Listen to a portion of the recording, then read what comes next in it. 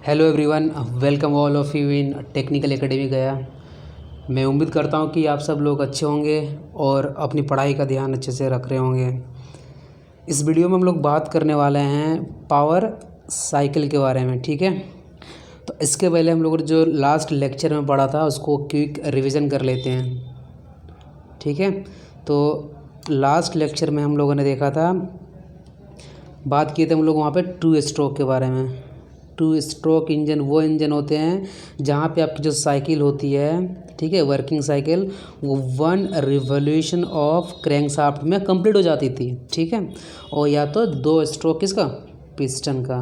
फिर हम लोगों ने यहाँ पे ये देखा था कि जो सक्शन होता था, सक्शन फ्यूल का कहाँ से होता था, क्रैंक केस से ज़्यादा था सिलेंडर में।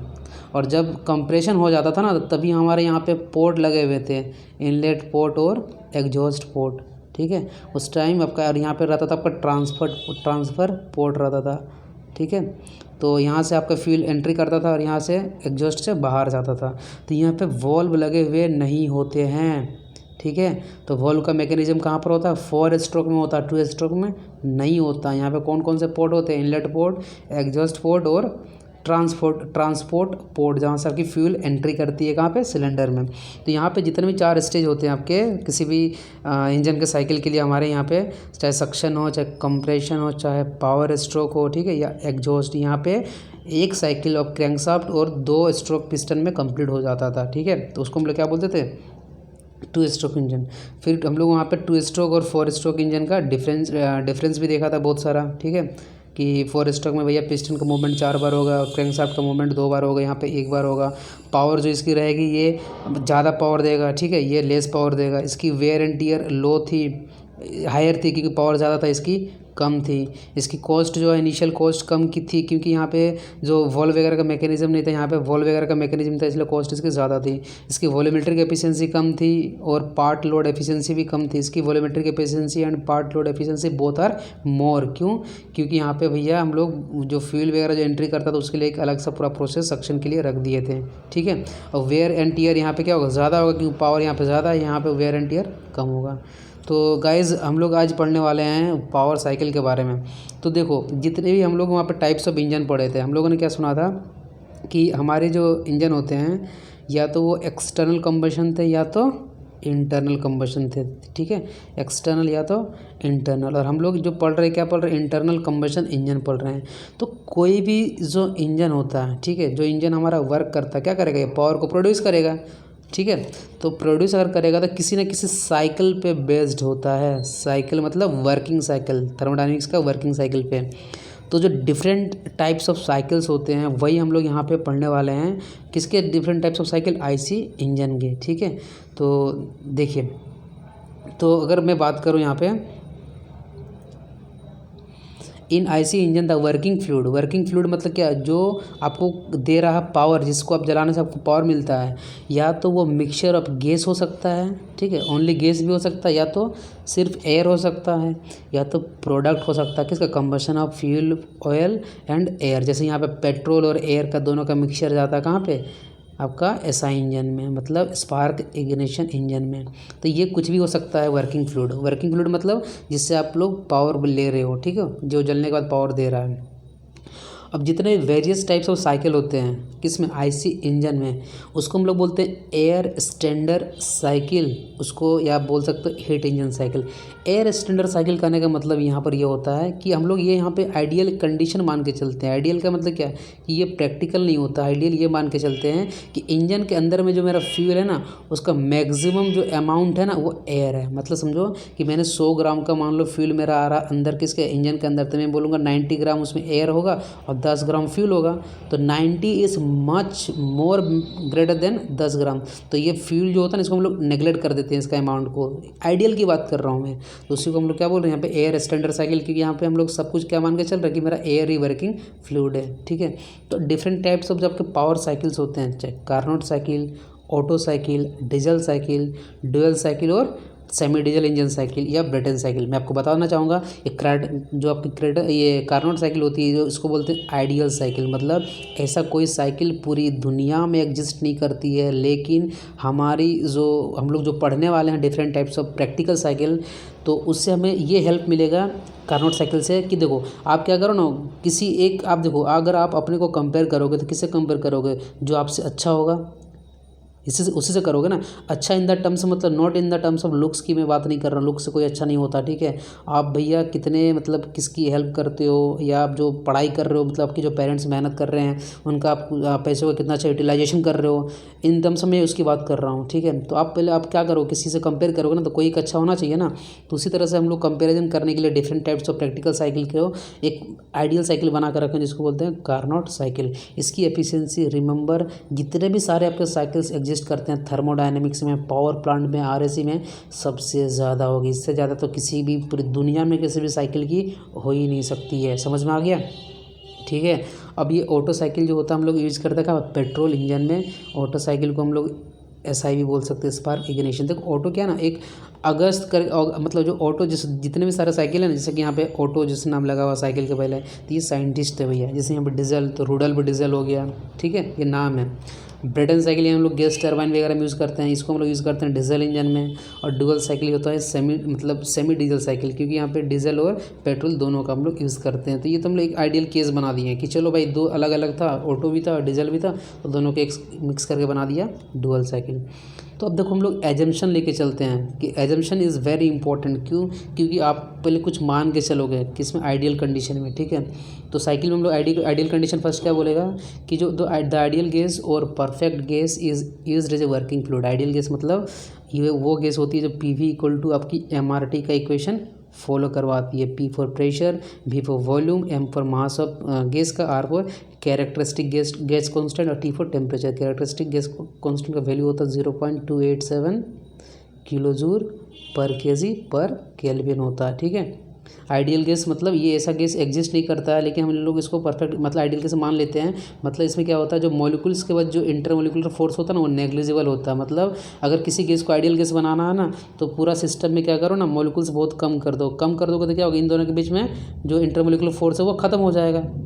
थियोरेटिकल की बात कर रहे हैं। तो ये कब हो सकता है, जब प्रेशर बहुत कम कर दो। मतलब प्रेशर मतलब क्या होता है, मॉलिक्यूल्स जो लगातार normal force per unit area उसी को प्रेशर बोलते हैं। तो मॉलिक्यूल्स कम कर दिया मतलब प्रेशर क्या हो गया आपका कम हो गया, और टेम्परेचर को बढ़ा दोगे ना तो मॉलिक्यूल्स अपने आप क्या हो जाएगा, दूर हो जाएंगे। तो इंटरमोलिकुलर फोर्स आपका क्या हो गया, जीरो हो गया। तो इसी को आपने क्या बोल दिया, आइडियल गैस बोल दिया। और आइडियल गैस की इक्वेशन क्या होगा, PV इक्वल टू MRT होता है। जैसे हम लोग बॉयल्स लॉ पढ़े हैं, ठीक है, चार्ल्स लॉ पढ़े हैं, गैलुसेक्स लॉ पढ़े हैं। बॉयल्स लॉ मतलब आप कोई चीज़ बॉयल कर रहे हो तो यहाँ पे क्या करो, टेम्परेचर होता है यहाँ पे कांस्टेंट।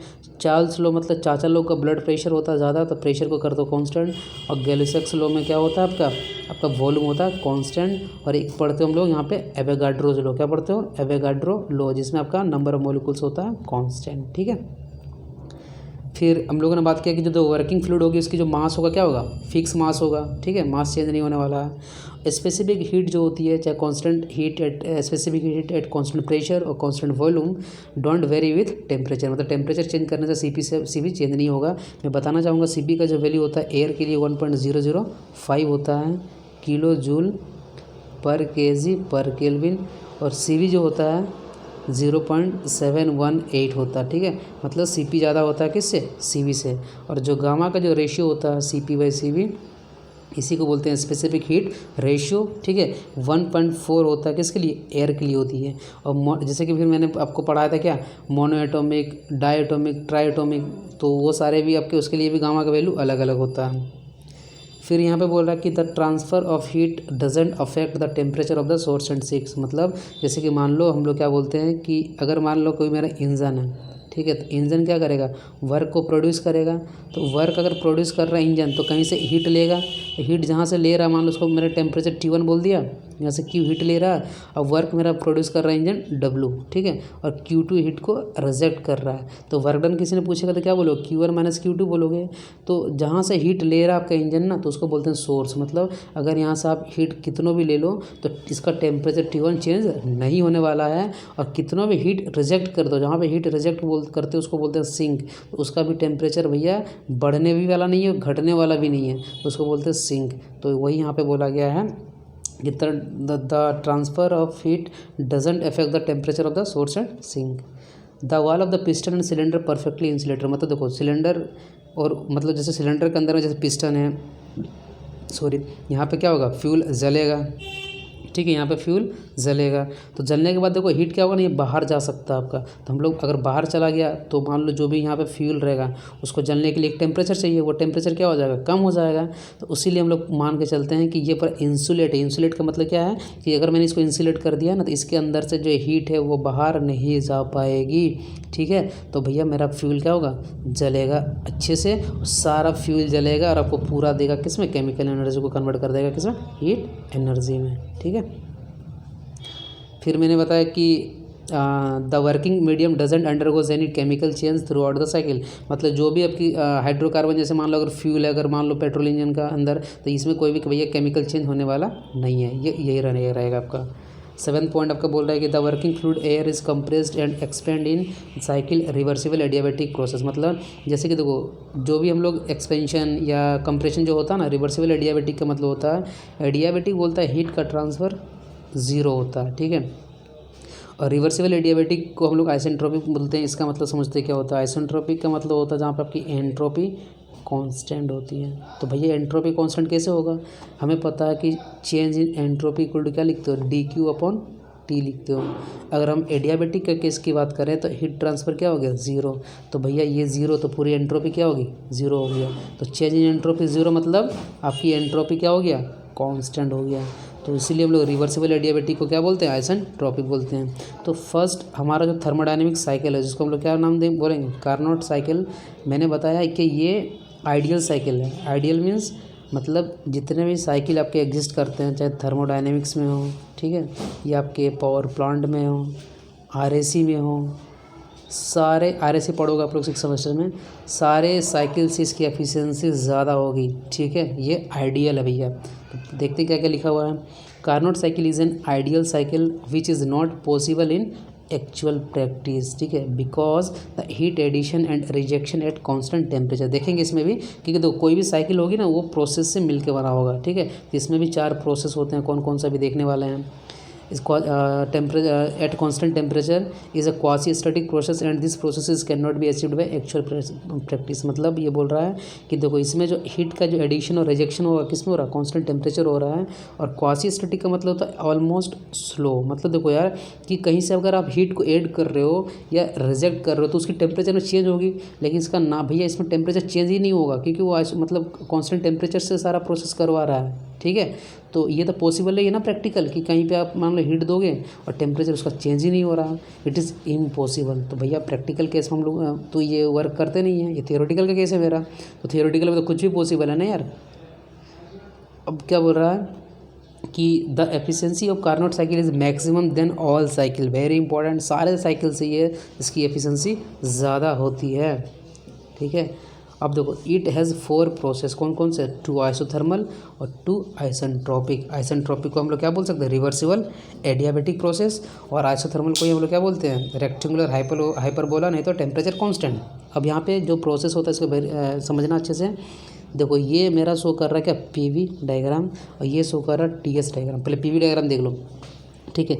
अब देखो मैंने 1 से 2 क्या कर रहा हूँ, कंप्रेशन कर रहा हूँ, ठीक है। यहाँ पे जो भी वर्किंग फ्लूइड एयर है मेरा, तो कंप्रेशन कर रहा हूँ, तो कौन सा PV equal to gamma equal to constant क्या होता है, मतलब एडियाबैटिक प्रोसेस होता है, ठीक है। तो वंस मैंने आपको बताया था कि एडियाबैटिक का और मतलब जो डायग्राम होता है और आइसोथर्मल प्रोसेस का जो डायग्राम होता है वो आप PV डायग्राम में इस कर्व से शो कर सकते हो।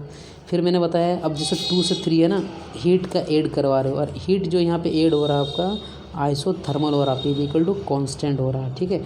3 से 4 क्या आपका, ये भी आपका एडियाबैटिक एक्सपेंशन है, गैस यहाँ पे एक्सपांड कर रही है, कैसा process, P V equal to gamma equal to constant, और आपका 4 से 1 आपका हीट का रिजेक्शन हो रहा है, और ये भी कैसा प्रोसेस है, हीट का रिजेक्शन आइसोथर्मल। तो यहाँ पर देखो आप कि ये दोनों प्रोसेस, ये वाला और ये वाला, ये कैसा एडियाबेटिक है, और ये वाला दोनों क्या है, आइसोथर्मल है। तो पूछा जाएगा कि अगर जो कार्नोट साइकिल होती है कितने साइकिल मतलब कितने प्रोसेस होते हैं, 4, 2 रिवर्सिबल एडियाबेटिक और 2 आपके आइसोथर्मल प्रोसेस होते हैं, ठीक है। अब मुझे इसको बनाना है किस में, टी एस डायग्राम में। तो देखो 1 से 2 क्या है, रिवर्सिबल एडियाबेटिक है ना, तो 1 से 2 जब जाओगे तो यहाँ पे रिवर्सिबल एडियाबेटिक में एंट्रोपी होता है कांस्टेंट। तो देखो S1 से लेके S2 क्या हो गया, कांस्टेंट होगा। और जब यहाँ पे आप किसी भी गैस को कंप्रेस करोगे भैया तो टेम्परेचर का क्या होगा, राइज होगा, प्रेशर बढ़ेगा। हो रहा है यहाँ पे T1 से T2 टेम्परेचर बढ़ रहा है, और 2 से 3 हीट का ऐड हो रहा है, हीट ऐड हो रहा है यहाँ से। तो टेम्परेचर देखो 2 से 3 क्या कर रहा है, कांस्टेंट शो कर रहा है। क्यों, क्योंकि 2 से 3 मेरा आइसोथर्मल प्रोसेस है, but it is impossible in practical condition. भैया आपने हीट का ऐड किया, टेम्परेचर चेंज ही नहीं हो रहा है, ऐसा क्या हो सकता है, अरे बिल्कुल नहीं हो सकता है। तो ये तो आप आइडियल कंडीशन लेके चल रहे हो, तो ये टेम्परेचर कांस्टेंट का अगर आप कुछ ऐसा बनेगा। फिर 3 से 4 आपका क्या हो रहा है, रिवर्सिबल एडियाबेटिक एक्सपेंशन। और जब किसी भी चीज़ का एक्सपेंशन हो रहा है तो उसका टेम्परेचर घटता है। 3 से 4 जब आ रहे हैं तो आपका टेम्परेचर कम हो रही है, हो रहा है कि नहीं। और एंट्रोपी क्या हो रहा है, S3 इक्वल टू S4 हो रहा है, मतलब एंट्रोपी यहाँ पे कांस्टेंट है। और फिर आप 4 से 1 जा रहे हो, हीट का रिजेक्शन कर रहे हो। लेकिन देखो यहाँ पे इंटरेस्टिंग क्या है, हीट का जब रिजेक्शन कर रहे हो तब भी T1 equal to T4 show कर रहा है। Why, because the heat rejection process is a isothermal process, और आइसोथर्मल का प्रोसेस में आपके टेम्परेचर क्या होता है, कांस्टेंट होता है, ठीक है। तो वही सब कुछ अब यहाँ पे सब कुछ लिखा हुआ है कि 1 से 2 आप क्या कर रहे हो, रिवर्सिबल एडियाबेटिक कंप्रेशन कर रहे हो। ये देखो इस तरह से कुछ ग्राफ बनेगा आपका,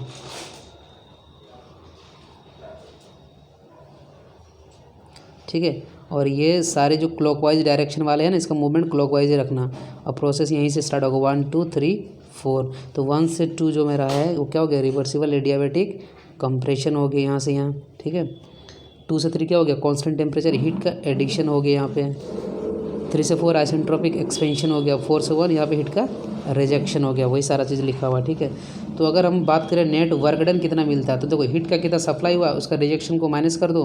मान लो मैंने हीट सप्लाई मैंने 50 किलो जूल हीट ऐड कर दिया और रिजेक्शन हो गया 10 किलो जूल का, तो मेरा वर्क कितना मिला, 40 किलो जूल, ठीक है। ये अगर हम लोग work done equal to heat supply यहाँ क्यों लिख रहे हैं, देखो हम लोग पढ़े फर्स्ट लॉ ऑफ इक्वेशन क्या होता है, del Q is equal to del W plus D U. तो चेंज इन इंटरनल एनर्जी क्या होता है, M C V delta T, तो यहाँ डेल्टा टी जीरो हो जाएगा, तो इंटरनल एनर्जी क्या हो गया, जीरो। इसलिए जो वर्क डन निकालोगे यहाँ पर आप लोग आइसोथर्मल प्रोसेस के केस में, तो वो कैसे निकलेगा आपका, चेंज इन हीट ट्रांसफर से निकाल सकते हो, ठीक है। तो वर्क डन नेट जो हम लोग पढ़े हैं जो अपना थर्मोडायनेमिक्स में, तो वर्क डन यहाँ पे आप लोग ये वाला लिख सकते हो, ठीक है। मतलब हीट ऐड के केस में कहाँ से 2 से 3 प्रोसेस के लिए वर्क डन निकल रहा है, और ये आपका 4 से 1 के लिए निकल रहा है, ठीक है। जब इसको अरेंज करोगे तो 1 minus heat rejection upon heat supply आएगा। क्यों ये कैसे है आपका, क्योंकि एफिशिएंसी को क्या लिखोगे, वर्क डन नेट मतलब Q supply minus Q rejection upon heat supply, यही करोगे ना। अब जब इसको अलग अलग करोगे तो आपका इक्वेशन ये बनेगा 1 minus Q R upon Q S बनेगा, ठीक है।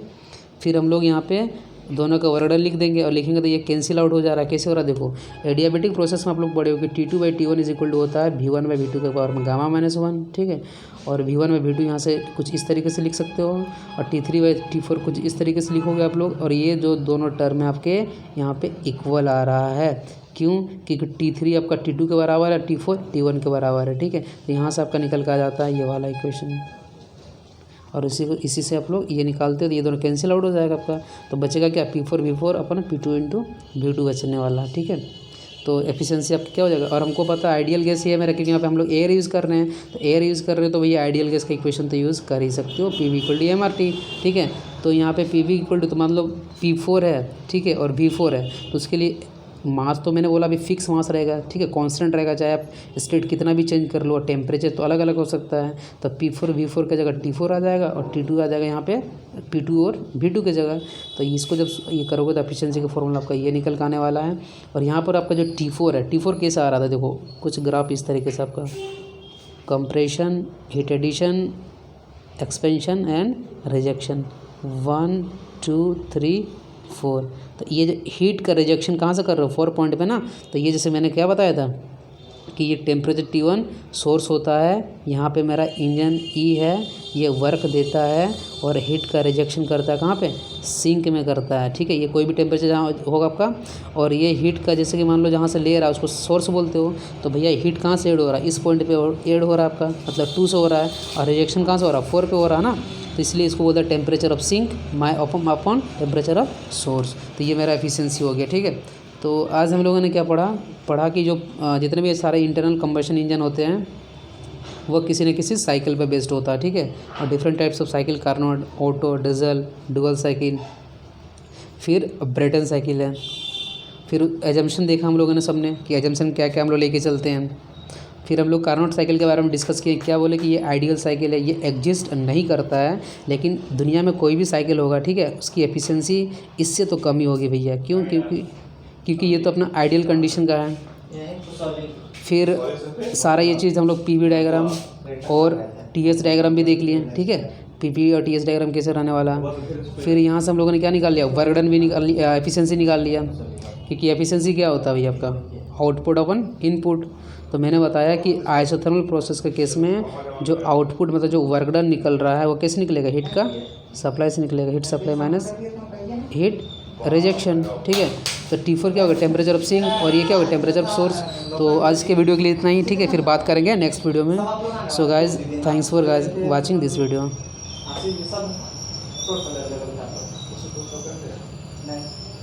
जमा कर दिया